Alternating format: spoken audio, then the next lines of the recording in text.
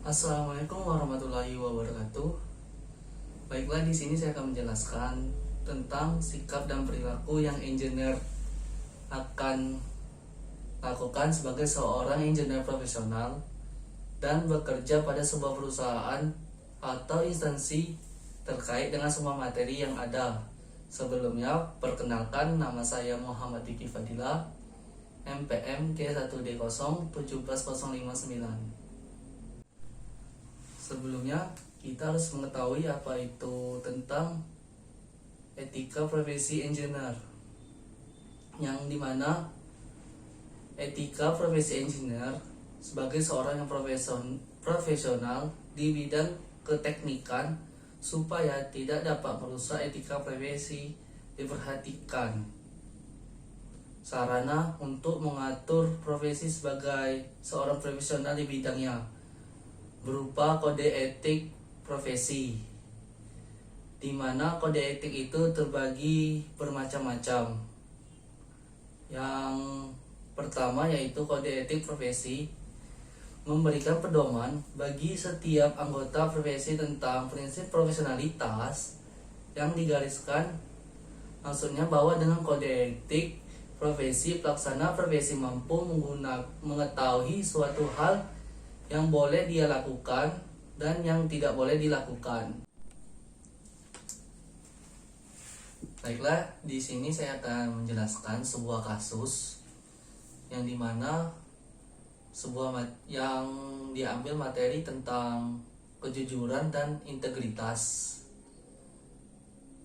Untuk kasusnya yaitu Oka adalah mahasiswa yang memiliki pekerjaan paruh waktu pada musim panas dengan oil exploration, sebuah perusahaan yang melakukan pekerjaan kontrak eksplorasi untuk perusahaan minyak besar.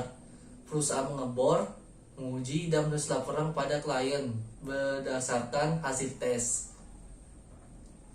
Oka ditempatkan di tim lapangan yang melakukan uji coba di berbagai tempat yang ditentukan oleh pelanggan. Oka bertanggung jawab mengubah data mentah lapangan menjadi ringkas bagi pelanggan. John, seorang teman SMA Oka, adalah kepala dari tim Oka. Saat meninjau data lapangan untuk laporan pengeboran terakhir, Oka mengetahui bahwa langkah penting dihilangkan yang tidak mungkin diperbaiki tanpa kembali ke lapangan sebagai pengulangan seluruh pengujian dengan biaya besar kepada perusahaan. Langkah yang dihilangkan melibatkan pegawai yang akan menambahkan bahan kimia uji ke pelumas untuk bor. Tes ini penting karena menyediakan data untuk memutuskan apakah tempat tersebut layak atau tidak dikembangkan untuk perlindungan gas alam. Sayangnya, Paul juga menambahkan tes kimia di lokasi latihan terakhir. Oka tahu bahwa Paul kemungkinan akan kehilangan pekerjaannya jika kesalahannya terungkap. Paul tidak mampu kehilangan pekerjaannya pada saat bisnis minyak melambat dan istrinya mengharapkan bayi. Oka belajar dari file data perusahaan sebelumnya bahwa aditif kimia menunjukkan keberadaan gas alam di sekitar 1% dari tes. Maka dari kasus tersebut timbul dua pertanyaan. Yang pertama, jika saya sebagai Oka apabila membocorkan informasi bahwa Paul selaku kepala tim saya melakukan hal yang salah, yaitu lupa menguji gas alam dan di lokasi terakhir, tentunya haknya sebagai pekerja kemungkinan besar akan hilang dan terancam PHK. Kemudian apabila saya memotong informasi dan membuat data rekayasa yang tidak sesuai dengan yang ada di lapangan, tentu reputasi dan hak saya juga akan terancam. Sesuai dengan kode etik engineer yang dimana dipelajari tentang kejujuran itu perlu ditegakkan dan dilakukan, maka jika dikaitkan dan dikaji lebih dalam lagi dengan Paul selaku kepala tim saya tadi, mau tidak mau saya harus menyampaikan dengan jujur dengan pimpinan perusahaan bahwa ia telah melakukan hal yang salah. Dan sebenarnya saya tidak mau membiarkan teman saya terancam PHK karena masalah seperti ini. Di samping itu juga dia juga berkeluarga, tentunya mempunyai kebutuhan. Maka untuk meringankan masalah ini, saya mencoba mengajak Paul untuk berdiskusi, membahas masalah tentang pengujian gas alam yang tidak dilakukan di lokasi yang terakhir tersebut, dan mencoba mengajak Paul berbicara baik-baik dengan pimpinan perusahaan untuk menceritakan semua permasalahan yang terjadi.